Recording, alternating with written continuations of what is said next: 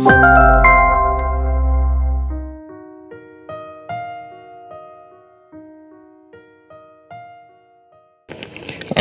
minasyaitonirrajim. Bismillahirrahmanirrahim. Alhamdulillahirabbil alamin alladzi anzala sakinatan fi qulubil mu'minin liyazdadu imanan ma'a imanihim. Asyhadu an la ilaha illallah wahdahu la syarikalah wa asyhadu anna Muhammadan abduhu wa rasuluhu la nabiyya ba'd. Rabbi shrah li sadri wa yassir li amri wahlul 'uqdatam min lisani yafqahu qawli. Subhanaka la ilma lana illa ma 'allamtana innaka antal alimul hakim wa subhanaka la fahma lana illa ma fahamta lana innaka antal jawadul karim wa qur rabbi zidna ilman wa ba'd. Allahumma ighfir lana wa li walidina wa li ulama'ina wa masyayikhina. Allahumma albishum libasan sihatin wal afiyah. Allahumma ighfir lana khati'atina wa jahlana wa israfana fi amrina. Allahumma ighfir lana ma qaddamna wa ma akharna wa ma asrarna wa ma a'lanna wa ma anta a'lamu bihi minna. Antal muqaddim wa antal muakhir wa anta ala kulli syai'in qadir. Allahumma inna nas'aluka hubbak wa hubba rasulik wa hubba man yuhibbuk wa hubba amalin yuqarribuna ila hubbik. Wa sallallahu ala sayyidina Muhammad wa ala alihi wa sahbihi wasallam walhamdulillahi rabbil alamin. Yang saya hormati Bapak Presiden Permai, para penasihat Permai, tokoh masyarakat dan pengurus dan jabil dan semua hadirin hadirat pada malam hari ini. Wahaikum jami'an bitahiyatil Islam tahiyatan tayyibatan mubarakatan min indillah. Assalamualaikum warahmatullahi wabarakatuh. Waalaikumsalam warahmatullahi wabarakatuh. Alhamdulillah, puji dan syukur senantiasa kita panjatkan kehadirat Allah Subhanahu wa taala yang telah memberikan kita semuanya satu malam lagi kesempatan untuk menambah bekal takwa kita menghadap Allah Subhanahu wa taala. Salawat dan salam juga semoga selalu tercurahkan kepada baginda Nabi besar Muhammad sallallahu alaihi wasallam yang kita semuanya cinta kepada beliau, kita semua rindu kepada beliau, dan mudah-mudahan bekal cinta dan rindu kepada beliau menjadi sebab kita berkumpul dengan beliau nanti di hari akhir. Amin ya rabbal alamin. Baik, langsung saja kepada tema yang sudah diamanahkan pada malam hari ini, yaitu tentang ibrah atau pelajaran-pelajaran yang penting dari Quran Surat Quraisy. Oke, ya. Semoga terlihat jelas ya, mudah-mudahan. Jadi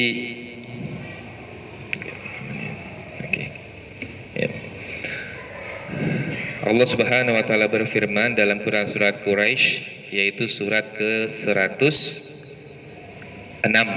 ya. A'udzubillahi minasyaitonirrajim. Bismillahirrahmanirrahim.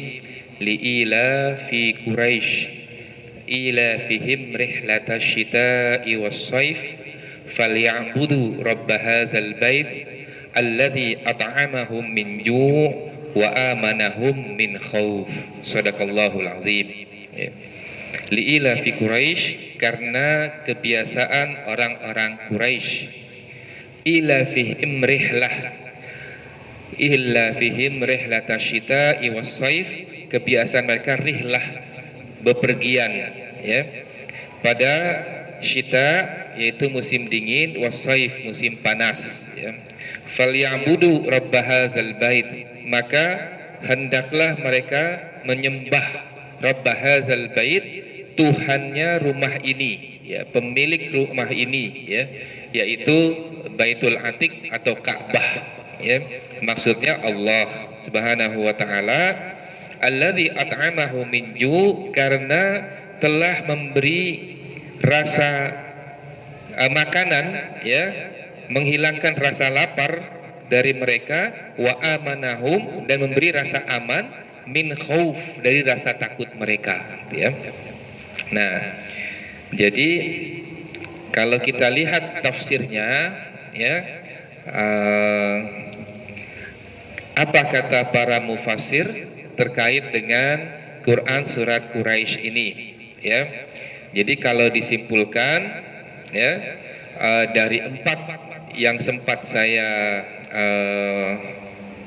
baca ya, yaitu surah ini bercerita tentang bangsa Quraisy, bangsa terbaik yang melahirkan manusia terbaik sepanjang zaman. Belum pernah ada sebelumnya dan tidak akan pernah ada lagi setelahnya. Ya. Kaum Quraisy diingatkan terhadap nikmat, yaitu berupa kebiasaan mereka rihlah, bepergian, ya, pada musim dingin dan musim panas. Ya. Dua macam perjalanan kaum Quraisy, yaitu melakukan perjalanan untuk melakukan perdagangan ke Yaman. Yaman itu di bawahnya Saudi. Ya. Pada musim apa? Pada musim dingin. Sedangkan ke Syam itu di atas, di bagian utara, ya, itu pada musim panas. Nah, jadi orang Quraisy itu biasa rihlah untuk berdagang, ya, ke Yaman atau ke Syam. Kenikmatan yang berupa keamanan dari rasa takut, baik di dalam negeri mereka yaitu di Mekah maupun ketika dalam perjalanan dan bepergian, adalah karena pengaruh Baitullah. Jadi karena ada Ka'bah, Baitullah di Mekah itu, ya, itu yang kemudian memberkahi orang Quraisy. Ya, karena ada Ka'bah, setiap tahun orang datang berhaji, ya, jadi ritual haji itu bukan baru-baru ini, bukan. Dari dulu sudah ada, orang dari dulu sudah berkunjung ke Mekah untuk melakukan ritual haji. Cuma tawafnya dan talbiyahnya lain-lain. Nah, ya, lain-lain. Tapi dari dulu sudah ada. Ya. Itu kenikmatan yang pertama, yaitu rasa aman. Kenikmatan yang berupa rizki yang dilimpahkan kepada mereka melalui dua macam bepergian ini, makanan, minuman, pakaian, padahal negeri mereka sendiri gersang dan tandus. Ya. Jadi orang Quraisy itu mestinya berpikir negerinya itu gersang, tandus, ya. Jadi sepanjang mata memandang itu bukan cuma padang pasir tapi padang bebatuan. Ya, bukan cuma batu biasa tapi batu yang hitam-hitam. Ya, keras-keras batunya. Tapi kok mereka bisa dapat banyak makanan, bisa punya pakaian yang bagus, bisa punya harta benda yang bagus, ya. Nah, ini diingatkan oleh Allah. Ya, falyabudu. Makanya semestinya kamu menyembah Allah. Rabb hadzal bait, disebabkan Ka'bah inilah. Makanya walaupun negeri kamu itu tandus dan gersang, kamu masih bisa merasakan segala macam kenikmatan dunia yang dirasakan di belahan bumi yang lain. Gitu. Ya, jadi diingatkan orang-orang Quraisy itu. Ya. Nah, sekarang mari kita mentadaburinya lebih dalam lagi. Ya, jadi kalau lihat tafsir-tafsirnya, biasanya kalau tafsir-tafsir singkat-singkat begitu saja. Ya, apalagi bagian juz 30 biasanya nggak banyak-banyak betul. Ya. Yang paling banyak pemaparannya itu saya lihat malah di tafsir Al-Azhar, Buya Hamka. Itu panjang. Ya, tapi Buya Hamka banyak memaparkan sejarah-sejarah. Itu menarik, ya. Nah, baik. Kalau bicara Quran surat Quraisy, maka keywordnya pastilah Quraisy. Siapa itu Quraisy? Kenapa disebut Quraisy? Ya. Jadi ada beberapa pandangan para ulama kita terkait dengan kenapa disebut Quraisy. Yang pertama dari sudut pandang silsilah. Muhammad sallallahu alaihi wasallam bin Abdullah bin Abdul Muttalib bin Hashim bin Abdul Manaf bin Zuhra bin Qusay bin Kilab bin Murrah bin Ka'ab bin Lu'ay bin Ghalib bin Fihr bin Malik dan seterusnya sampai bin Ismail bin Ibrahim. Nah, Quraisy itu adalah nama lain daripada Fihr. Jadi Quraisy adalah nama daripada kakek buyutnya Rasulullah. ya, nama dari kakek buyut Rasulullah. Jadi Nabi Ismail punya anak gitu ya. Anaknya itu ada yang pergi ke sana, pergi ke sini, ada yang menetap di Mekah. Nah, yang menetap di Mekah itu Fihir dan anak zuriyahnya. Ya, Fihir punya anak lagi, itu semua menetap di Mekah, sehingga di Mekah itu kemudian dikenal dengan suku Quraisy. Ya, itu yang pertama. Ada juga ulama yang mengatakan ya, Quraisy itu dikenal sebab skill. Jadi Quraisy itu dikenal sebagai orang yang pandai berniaga, berdagang. Fihir ini, ya. Kemudian skill ini ternyata turun menurun, ya, sehingga orang-orang di luar suku itu menyebutnya Quraisy karena sama-sama jago dagang gitu, kayak orang Padang gitu kali ya. Orang Padang tuh kayaknya semua orang Padang jago dagang kayaknya, gitu kan? Minimal dia buka restoran Padang gitu, ya, minimal, ya kan? Jadi karena itu dia dikenal Quraisy. Ya, semua nyebutnya ini Quraisy karena jago dagang. Ada lagi dari mana? Mekah, Quraisy gitu. Ya, dari mana? Quraisy gitu. Jadi kenalah Quraisy. Ini pandangan yang benar salahnya saya tidak tahu, tapi inilah yang dituliskan oleh para ulama, ya. Yang ketiga, nah, jadi ceritanya itu dulu, ya, kakek buyut Rasulullah itu dahulu, ya, ada yang pelaut, ya, ada yang pelaut, ya. Nah, kemudian beliau ini berhasil, ya, menangkap ikan hiu, ya. Nah, ikan hiu itu dalam bahasa artinya samak al-kirsh, ikan hiu, ya. Sehingga Quraisy itu katanya diambil dari istilah tadi kirsh, hiu. Kenapa? Karena orang-orang Mekah ketika itu diantara yang paling tangguh kalau berperang. Ya, ingat sejarahnya kan Rasulullah masih muda juga, 15 peperangan ketika dia masih teenagers, masih muda, ya, walaupun tidak aktif, hanya membantu gitu ya. Nah, karena emang orang Quraisy itu suka perang, dan kalau perang itu menang, ya, maka dia dikenal dengan Kirsh, jadilah Quraisy, gitu, ya. Nah, jadi itu ada pandangan lagi, ya, terkait dengan dari mana Quraisy itu berasal, ya. Nah, kemudian yang kedua, mengapa Quraisy, ya, kan setelah siapa tuh Quraisy, pertanyaan berikutnya, terus kenapa, kan gitu, ya. Mengapa Quraisy? Mengapa enggak Hashim? Ya. Mengapa enggak yang lain? Gitu. Ya. Nah, yang pertama, atau mengapa bukan orang-orang misalnya Bani Ghatafan? Quran surah Ghatafan gitu kan, ada Bani Ghatafan ya, yang memusuhi orang-orang Muslim ya di luar Mekah, gitu ya. Kebanyakan isinya orang Badui.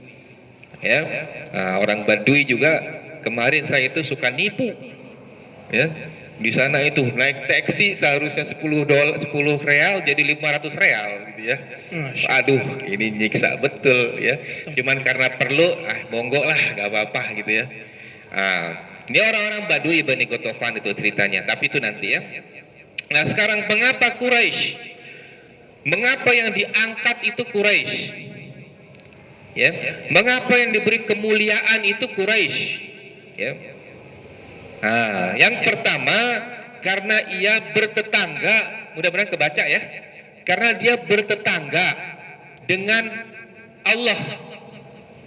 Rumah Allah kan di situ. Ya. Tetangganya siapa? Ya orang-orang Quraisy yang ada di Mekah itu tetangganya. Gitu. Ya.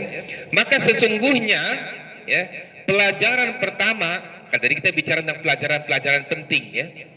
Pelajaran pertama yang bisa kita ambil adalah Allah saja memuliakan tetangganya. Allah yang sebetulnya nggak perlu dengan manusia, tapi karena manusia itu tinggal di sekitaran Ka'bah, orang-orang yang tinggal di sekitaran Ka'bah itu diangkat kemuliaannya oleh Allah Subhanahu wa taala. Ya. Bahkan dalam salah satu hadis, walaupun dhaif katanya, hanya ada 2 tempat saja yang bebas dengan Dajjal, Makkah dengan Madinah, karena kemuliaan tempat ini. Gitu. Yang satu ada Masjidil Haram, yang satu ada Masjid Nabawi. Ya. Jadi kalau Allah saja itu memuliakan tetangganya, mengapa kita tidak bisa memuliakan tetangga kita? Ya. Padahal dikatakan bahwa man kana yu'minu billahi wal yaumil akhir falyukrim jarahu. Ya. Barang siapa yang beriman kepada Allah dan hari akhir, dia memuliakan tetangganya. Ya.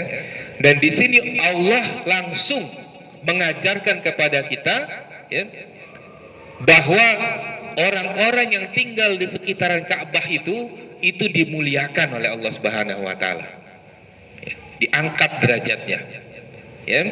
Nah, kemudian ini saya kutip, ya, hadis riwayat Bukhari yang mengatakan bahwa ya Jibril selalu berpesan kepadaku supaya berbuat baik pada tetangga, sehingga aku menyangka bahwa seolah-olah itu tetangga akan menerima waris, ya, sampai seperti itunya, ya.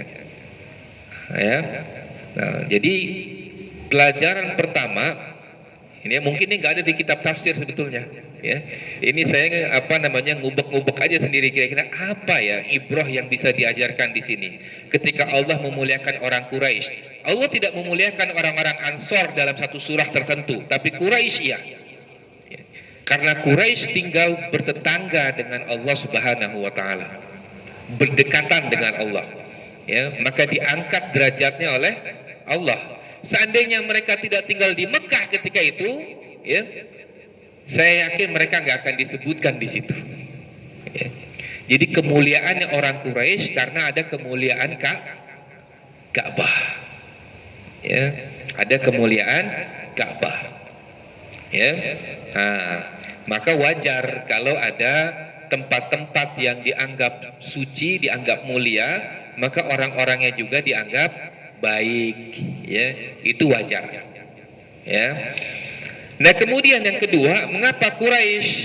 Ya, karena Rasulullah itu dilahirkan dari sana. Ya, Rasulullah dilahirkan sebagai orang Quraisy memang, ya, bukan sebagai dari suku yang lain, ya. Sehingga dalam salah satu hadis, ya, Rasulullah SAW bersabda, sesungguhnya Allah memilih keturunan Nabi Ismail, Kinanah, dan memilih Quraisy dari keturunan Kinanah, dan memilih Hashim, Bani Hashim dari keturunan Quraisy, lalu memilih dari putra Hashim dari keturunan Quraisy, lalu memilihku dari Bani Hashim. Ya, jadi ini adalah istilahnya cream of the cream-nya. Ya, jadi kalau gen itu, ya, itu ada cream of the cream. Kan satu keluarga juga nggak sama, ya. Dia ada satu, katakan anaknya 5 atau 6, mungkin satu yang paling menonjol, ya, yang dia bisa istilahnya qurrata ayun orang tua dan kakek nenek dan paman bibi, semua itu, ya, semua kompak kalau disebut siapa sih keponakan paling bagus, dia, gitu. Siapa sih anak yang paling bagus, dia, gitu. Ada tuh biasanya dalam keluarga, dia cream of the cream-nya, ya. Nah, Rasulullah juga seperti itu, ya. Ada keturunan Abdul Muthalib, ya. Abdul Muthalib juga bukan orang sembarangan. Dikatakan ketika Abrahah itu ingin masuk ke Ka'bah, orang yang menemui Abrahah itu siapa? Abdul Muthalib, ya. Itu bukan kaleng-kaleng Abdul Muthalib ini. Kakek Rasulullah ini bukan orang biasa, ya. Bayangkan, ini Abrahah adalah kepanjangan tangan daripada siapa? Najasyi kepanjangan tangan daripada Bizantium. Ya, kan ini pusat kristenisasi sebetulnya, ya. Dari Bizantium di Eastern Europe, Istanbul, kemudian kepanjangan tangannya di Ethiopia, Najasyi, kepanjangan tangannya di Arab itu ada Yaman ketika itu. Yaman adalah pusat kristenisasi ketika itu. Gereja terbesar itu adanya di Yaman. Ya. Nah, jadi orang yang bisa menahan Abrahah, ya, sebelum tentunya dia mencoba masuk ke Mekah, ya, itu adalah Abdul Muthalib. Ya. Nah, jadi setelah Abdul Muthalib, Abdullah, ya. Nah, Abdullah ini meninggal di usia muda. Ya. Ya. Orangnya baik, ya, jujur, terkenal jujur, sopan di kalangan saudara. Jadi orang saudara itu istilahnya kalau nanya siapa sih keponakan yang paling bagus, Abdullah, gitu. Abdullah menikah dengan Aminah. Aminah juga rupanya adalah wanita yang salehah, yang baik, gitu, ya. Tapi mereka kan ahlul fatrah, mereka waktu itu nggak ada nubuah ketika itu, ya. Nah, kemudian mereka menikah, lahirlah Rasulullah SAW. Jadi cream of the cream memang, ya. Nah, karena Rasulullah dilahirkan di sana, maka kemudian Allah mengangkat derajatnya. Ya, Allah mengangkat derajatnya. Jadi ada memang kelompok orang atau individu-individu yang memang Allah takdirkan sebagai pemimpin. Ya.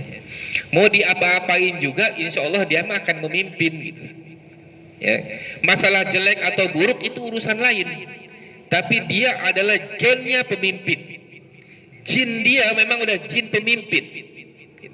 Ya, baik buruknya lain, itu lain. Misalnya kayak cerita Nebukadnezar, ya. Wah, ini kan penjahat, ya, kelas kakap, ya. Raja yang besar di dunia itu kan ada 4, 2 kufur, 2 muslim, kan gitu, ya. Nah, jadi memang ada orang-orang begitu, ya, dan kita nggak bisa berbuat apa-apa lagi, ya. Nah, jadi karena di sana lahir Rasulullah. Yang ketiga, karena doanya Nabi Ibrahim, ya. Dalam Quran surah Ibrahim ayat 35, ya, Nabi Ibrahim sendiri, ya, berdoa. Allah Subhanahu wa taala berfirman, A'udzubillahi minasyaitonirrajim, Bismillahirrahmanirrahim. Wa iz qala Ibrahim, Rabbi ja'al hadzal balada aminan wajnubni wa baniya an na'budal asnam. Dan ingatlah ketika Ibrahim berkata, ya Tuhanku, jadikanlah Mekah ini, ya, di mana dibangun Ka'bah itu negeri yang aman. Ya. Memang Nabi Ibrahim sendiri berdoa supaya Mekah itu menjadi negeri yang aman. Ya. Dan jauhkanlah aku beserta anak cucuku daripada menyembah berhala-berhala. Ya. Alhamdulillah sekarang kan bersih daripada berhala. Ada saya lihat waktu itu, ya, orang-orang, minta maaf, ya, orang India mau tawaf masih pada pakai kalung-kalung, sama askar ditarik, dicopot kalungnya. Ajimat ini nggak boleh, ya, syirik ini, ya, nggak boleh copot, ya, model-model kalung-kalung yang hitam-hitam ada tulisan-tulisannya itu semua dicopot, ya, nggak boleh, gitu. Bersih daripada itu semua, ya. Baik. Kemudian yang keempat, ya, alasannya karena Quraisy adalah role model. Orang Quraisy role model untuk seluruh umat manusia. Yang baiknya jadi role model, yang bejaknya juga jadi role model, gitu. Sama, ya. Yang kayak para sahabat itu ada, yang kayak Abu Jahal, Abu Lahab juga ada, ya. Jadi role model. Hadisnya itu hadis riwayat Bukhari dan Muslim, ya, yang artinya manusia mengikuti Quraisy dalam urusan agama, baik itu kafirnya ataupun dia menjadi muslimnya, sama itu, ya. Misalnya, nggak sama, orang sekarang kalau berbuat dosa lebih kejam, gitu, ya. Kejam mana sama ngubur bayi hidup-hidup, ya. Orang Quraisy dulu baru lahir, perempuan, ya, ditarik langsung dikubur hidup-hidup, ya. Perempuan, minta maaf, ya, perempuan kalau sekarang mungkin diam-diam, dulu enggak, pasang bendera depan rumah, siapa yang mau mampir, ya, silahkan. Nanti kalau udah lahir anaknya tinggal dia tunjuk, kemarin 21 orang, tinggal ibunya nunjuk siapa yang mau jadi bapaknya, gitu. Sekarang belum begitu. Sekarang pun kalau ada paling ipar adalah maut kan itu. Nah, itu aja. Ya, itu pun diam-diam. Orang Quraisy nggak begitu, terbuka. Ya, jadi belum seberapa ini kalau dibanding sama gaya Quraisy, ya. Kalau urusan dosanya gitu. Ya. Nah, jadi karena umat manusia itu meniru kaum Quraisy, ya, maka ini salah satu alasannya mengapa Quraisy, ya, mengapa Quraisy, ya. Nah, udah berapa tuh pelajarannya? Saya ngitung nih dari tadi. Kan itu pelajaran penting dari Quraisy, ya, dari Quran surat Quraisy ini. Ya. Nah, yang berikutnya, ya. Sebagian mufassirun mengatakan surah Quraisy ini berkaitan langsung dengan surah sebelumnya yaitu Al-Fil. Cerita Al-Fil itu adalah cerita tentang bagaimana Abrahah ingin memusnahkan bangsa Quraisy, ya, memusnahkan bangsa Quraisy. Walaupun ceritanya adalah Abrahah ingin menghancurkan Ka'bah, tapi kalau Ka'bah hancur kan berarti Quraisy hancur. Ya. Kan tadi sudah dijelaskan bahwa karena ada Ka'bah itulah orang Quraisy bisa hidup gitu. Ya. Kalau tidak bisa.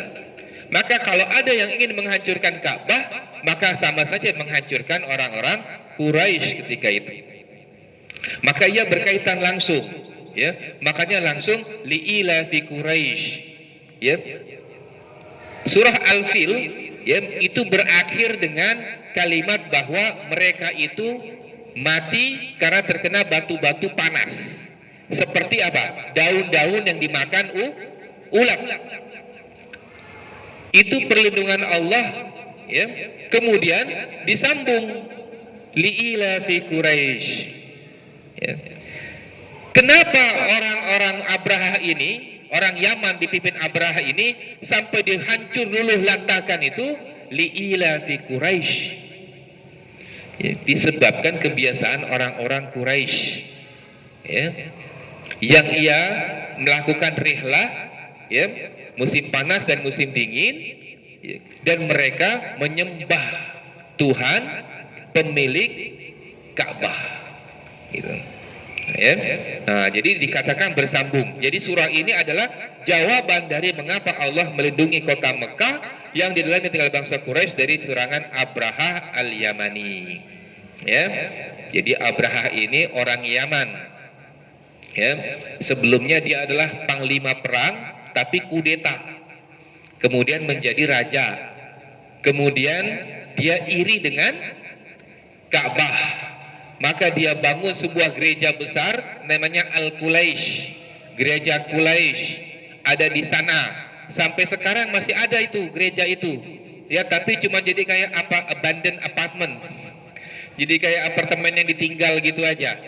Ya, itu gereja yang dibangun oleh Abrahah. Tujuannya untuk supaya orang-orang itu kalau tiap tahun berhaji nggak lagi ke Mekah, hajinya ke sana, ya, karena dari dulu orang sudah berpikir ekonomis. Yang namanya beribu-ribu orang datang itu pasti bawa pitih, kan gitu, bawa duit, bawa cuan, ya, maka dia akan shopping. Kalau shopping, maka ekonomi bangkit. Kalau ekonomi bangkit, orang giat memproduksi macam-macam. Kalau orang giat bekerja, insya Allah tempat itu akan hidup. Ya. Tapi kalau orangnya udah males-malesan, tinggal tunggu aja kapan matinya. Ya. Nah, jadi selama masih ada haji, Arab Saudi itu akan tetap subur. Ya. Nah, baik. Yang berikutnya, ya. Saya mohon nanti mungkin tambah 10 menitan gitu boleh ya. Yang berikutnya, ya, ila fihi rihlatash syita'i was-shaif, ya. Yang saya menarik adalah kenapa pakai kata rihlah? Kenapa enggak pakai kata safar? Kenapa enggak pakai kata masirah? Sama maknanya. Masirah itu marching. Safar, perjalanan. Tapi kenapa pakai kata rihlah? Kita kan kita rihlah yuk temburong gitu ya. Rihlah. Ya. Kesannya adalah perjalanan orang Quraisy ke utara, ke selatan, ke utara, ke selatan itu tanpa ada rasa was-was. Kayak orang rihlah. Mana ada orang rihlah was-was, nggak ada kan? Orang rihlah tuh senang, enjoy gitu, relax gitu kan. Padahal perjalanannya itu jauh ke Syam utara atau ke San'a ke bawah ya, ke selatan. Jauh itu. Kalau musim dingin pergi kemana? Ke San'a ke bawah. Karena kalau di Yaman itu musim cuma ada dua, musim panas dan panas sekali gitu. Ya. Panas dan panas sekali musimnya. Kalau ke Syam masih ada salju. Jadi kalau musim panas jangan ke Yaman, kebakar. Karena musimnya panas dan panas sekali. Kalau lagi musim panas ke atas ke Syam. Jadi kalau kita ke Irak, Palestina itu kan masih turun salju. Masih ada salju itu. Ya, gunung-gunung itu masih tertutup salju itu. Ya, kalau di daerah Syam itu. Ya. Nah, tapi kalau ke sana ke bawah tidak ada. Ya. Makanya, nah cuma menariknya kenapa menggunakan kata rihlah. Di sini Allah ingin menunjukkan bahwasanya benar-benar Allah menjaga mereka. Sehingga seolah-olah mereka perjalanan ribuan kilometer itu, ya, itu kayak orang relax, enjoy the trip. Ya. Rihlah, orang rihlah. Ya. Enggak seperti orang safar betulan atau misalnya masirah yang dijaga gitu, marching dia dijaga, jalan itu pakai penjaga banyak gitu. Ya. Enggak, rihlah. Ya, relax. Kalau kita kan rihlah, dia lembus, ketawa ketiwi gitu maksudnya. Ya. Kayak begitu. Ya. Nah, di sini juga, maksudnya Allah betul-betul menjaga. Ya. Kemudian Allah memberikan rasa atau persepsi berbeda bagi setiap orang meskipun dirinya melintasi atau melalui perjalanan yang sama dengan orang lain. Ya. Jadi kadang seseorang itu, beberapa orang diberikan ujian yang sama tapi responnya berlainan ya. Sering seperti itu. Ya. Itu semua tergantung pada kedekatan dia dengan kedekatannya kepada Allah Subhanahu wa taala. Tergantung ya. Kalau kemarin nih ya, ini mungkin sedikit cerita singkat saja ya karena masih anget banget ya gitu.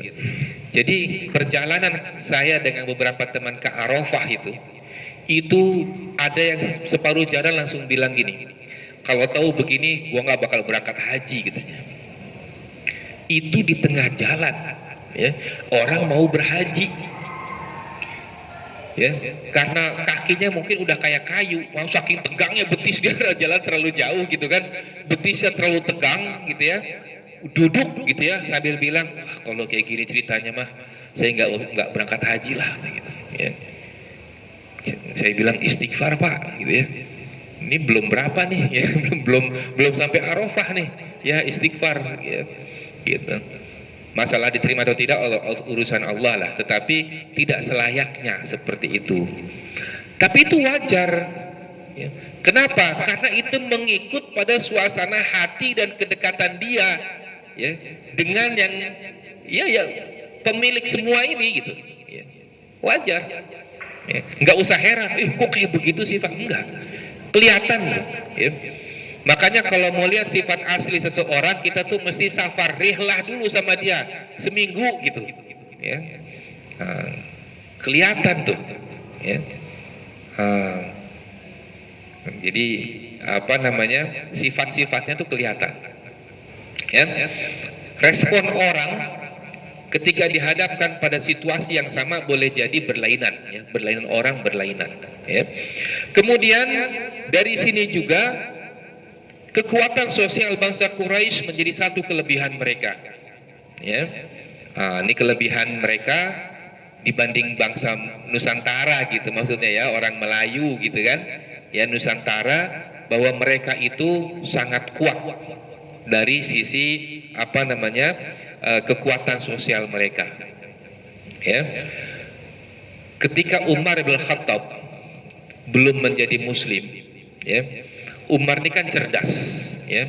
Tidak kurang dari 20 ayat Al-Quran turun sebab sikapnya Umar atau pertanyaannya Umar atau statementnya Umar radhiyallahu anhu. Makanya kata Rasulullah, seandainya Allah akan mengangkat nabi baru setelah aku, nabi itu adalah Umar, ya. Nah, Umar ketika itu belum muslim, dia berpikir ini Mekah jadi chaos gini, ya, saya nggak suka. Kemudian dia cari, dapat sumbernya satu rupanya. Siapa? Muhammad. Maka kata Umar, aku akan bunuh Muhammad hari ini. Karena dia tahu, selama ini bangsa Quraisy itu satu suara. Kok tiba-tiba sekarang berpecah belah gitu. Maka dicari sumbernya Muhammad. Maka oleh Umar mau dibunuh. Tapi qadarullah, Allah kembalikan hatinya malah menjadi muslim. Ya, tapi maksudnya segitu kuatnya kekuatan sosial orang Quraisy. Ya, ini contohnya. Pelajaran berikutnya adalah bahwa Allah telah menetapkan siapa yang dikehendakinya sebagai bangsa atau individu yang akan memimpin. Allah telah pilih. Maka kita tidak perlu malu untuk mencintai mereka juga, tapi jangan berlebih-lebihan. Ini saya kasih contoh ya. Saya nih misalnya ada pemilihan ketua, ya. Kemudian yang menjadi calonnya saya dengan lawan. Lawan ini orang Quraisy misalnya, ya, orang Quraisy, tapi bisa dikonfirmasi lah orang Quraisynya memang orang Quraisy betul, ya. Kalau saya, ya, dengan bekal cinta kepada Allah dan Rasulnya, saya nggak akan bertanding, ya, karena Allah dan Rasulnya memuliakan bangsa Quraisy, ya. Udah jadikan saja dia terus, gitu ya. Nah, tapi tidak semua orang Arab juga Quraisy. Nah, tidak semua keturunan Arab juga Quraisy. Ya, walaupun Quraisy juga familinya banyak. Ya, kemarin kan baru ada kejadian tuh ya, ada yang digugat sana sini. Itu bukan urusan kita lah ya. Tapi memang harus betul-betul ada pembuktiannya. Nah, terkait dengan ini, contoh kemuliaan bangsa Quraisy ketika Rasulullah wafat, ya, Sa'ad bin Ubadah radhiyallahu an al-Ansari, ya, itu berkumpul di rumahnya hanya orang Ansor. Kemudian Umar dengan Abu Bakar mendapatkan berita ini, bergegas bertiga, Umar, Abu Bakar dan Zubair Ibn Awam. Zubair ahlul bait. Jadi kalau fitnah orang Syiah bahwa ketika penentuan khalifah itu nggak ada ahlul bait, salah. Ada Zubair bin Awam. Itu sepupu Rasulullah, ya, ahlul bait, ya. Kan dikatakan tidak ada ahlul bait karena Ali sedang mengurus. Ya betul, tapi Zubair ikut, ya. Nah, jadi bertiga, ya, menjumpai orang Ansor, terjadi diskusi bla bla bla bla bla bla, dikeluarkannya lah hadis, ya, al-a'immatu Quraisy, kepemimpinan itu milik bangsa Quraisy. Ketika itu diungkapkan, Sa'ad bin Ubadah otomatis mundur, tidak berani. Karena apa? Karena ada 3 orang Quraisy di situ. Tapi Umar buru-buru membaiat Abu Bakar. Maka Abu Bakar terus menjadi khalifatul Rasulullah yang pertama, ya. Ini karena kemuliaan bangsa Quraisy, ya, tidak dinafikan, memang karena bangsa Quraisy, ya. Nah, kemudian yang berikutnya, falyabudu rabb hadzal bait alladzi at'amahu min ju' wa amanahu min khauf, ya. Jadi manusia itu boleh extend ya, nggak apa ya, boleh nggak? Boleh ya. Baik. Jadi ada 2 basic needs manusia di dunia. Terlepas daripada keimanan dia, mau kafir mau mukmin, terlepas daripada itu, 2 basic needs manusia.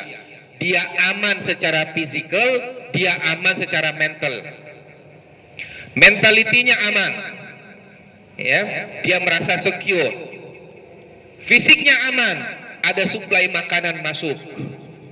Kalau dua ini terpenuhi, orang sudah bisa hidup sampai dia ditentukan mati. Ya. Nggak perlu mobil Lexus, nggak perlu mobil BMW atau apa. Cukup rasa aman dan rasa kenyang, dia akan hidup panjang. Ya. Ini basic needs namanya. Ya, kebutuhan primer kalau bahasa kita kan. Ya, kebutuhan primer. Ya. Oleh karena itu, ya, sesiapa saja yang bisa memenuhi dua keperluan tersebut, dia layak disembah. Atau kalau tidak disembah, dia menjadi master. Atau kalau bahasa kita sekarang, bos. Assalamualaikum bos, gimana bos, kabarnya bos? Gitu ya. Bos, kenapa? Hari-hari ngasih duit. Nah, dipanggil bos. Ya, hari-hari ngasih beras, dipanggil tuan. Ya. Ini semua fitrahnya manusia begini. Ya. Makanya kalau seseorang sudah bisa memberikan itu, sehingga kata Rasulullah apa? Seandainya, ada kata seandainya aku diizinkan menyuruh orang untuk menyembah orang lain, maka aku akan suruh seorang istri menyembah suaminya. Kenapa?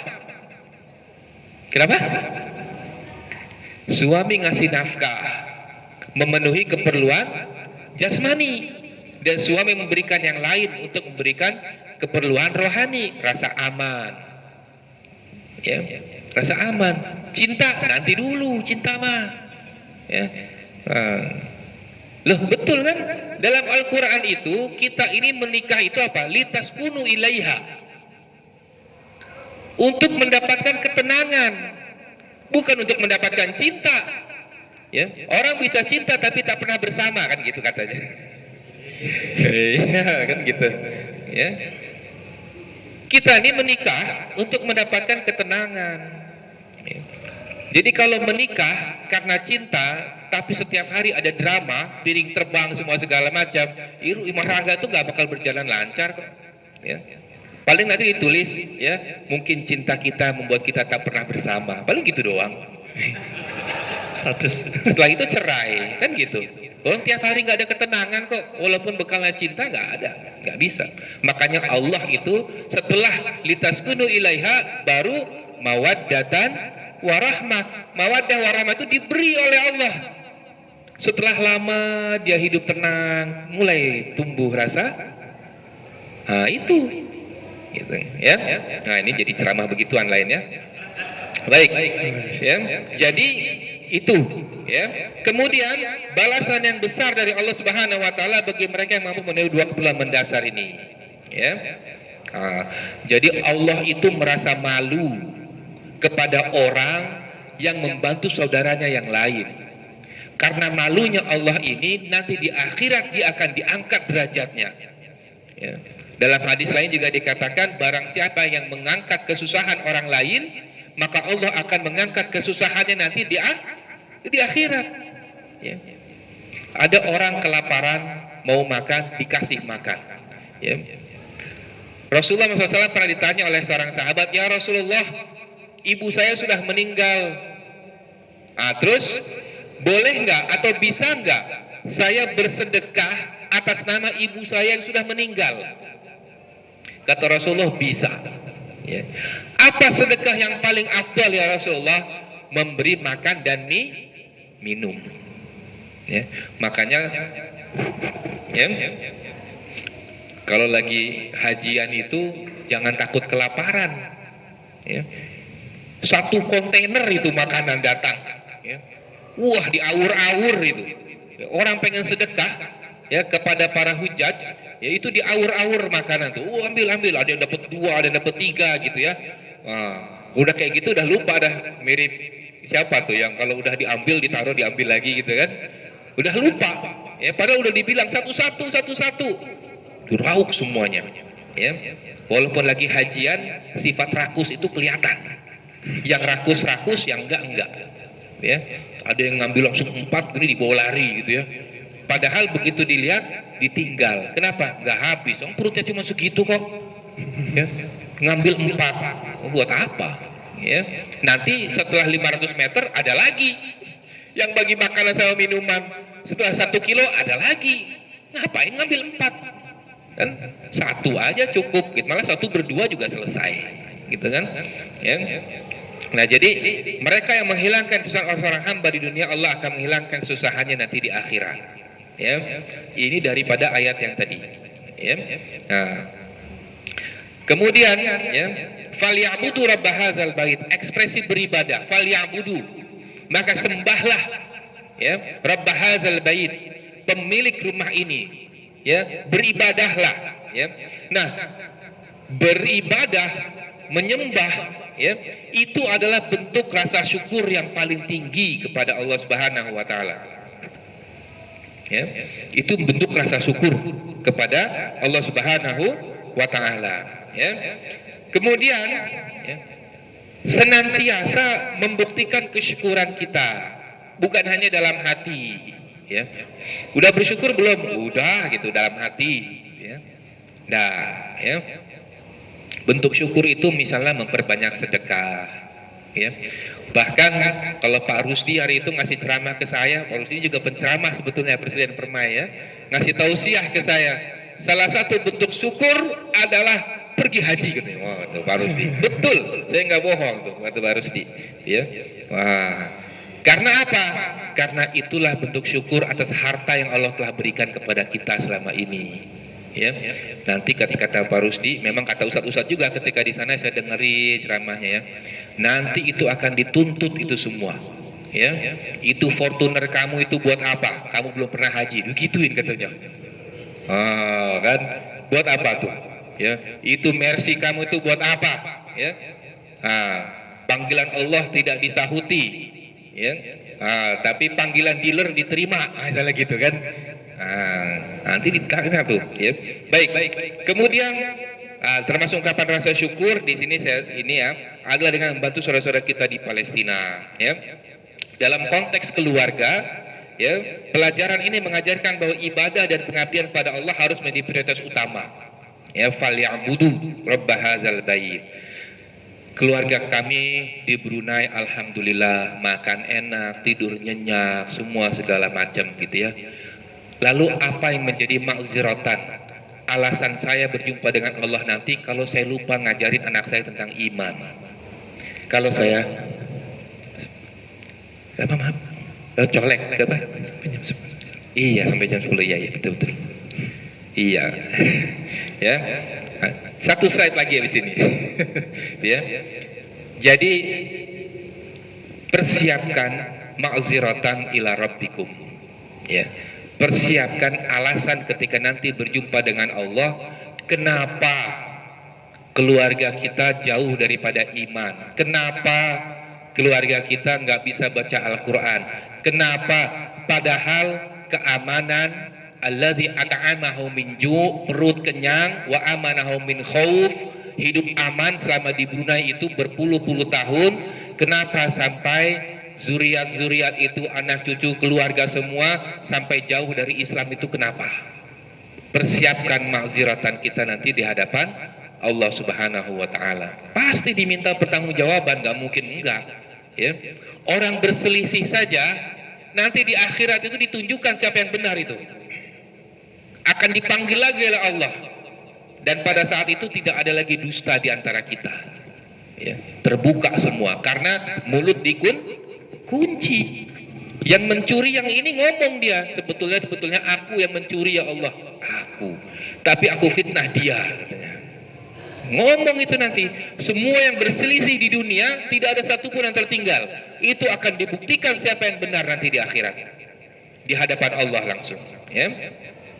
Kemudian allazi at'amahu min ju' wa amanahu min khauf, ya kurang lebih sama. Dalam keluarga ini mengajarkan pentingnya menciptakan lingkungan yang aman dan melindungi anggota keluarga dari bahaya serta mensyukuri keamanan yang ada. Ya. Selain itu tolong menolong, saling membantu dalam segi ekonomi di antara anggota keluarga juga sangat digalakan. Sebelum kita ini bersedekah kepada orang lain, sedekah yang paling afdol itu kepada ahli keluarga. Ya, kalau kesel dimintain pinjaman mulu sama keluarga, lebih kesel lagi kalau ke orang lain sebetulnya. Ya, sama saja, ya tapi lebih afdol lagi ke keluarga. Ya, jangan sampai keluarga adalah orang yang paling terakhir merasakan manfaat daripada apa yang kita miliki. Ya, wallahu a'lam bishawab. Saya mohon maaf atas waktu yang terambil. Mudah-mudahan dimaafkan. Mudah-mudahan ada manfaatnya. Subhanakallahumma bihamdika asyhadu an la ilaha illa anta astaghfiruka wa atubu ilaik. Billahi taufik. Wassalamualaikum warahmatullahi wabarakatuh. Waalaikumsalam warahmatullahi wabarakatuh.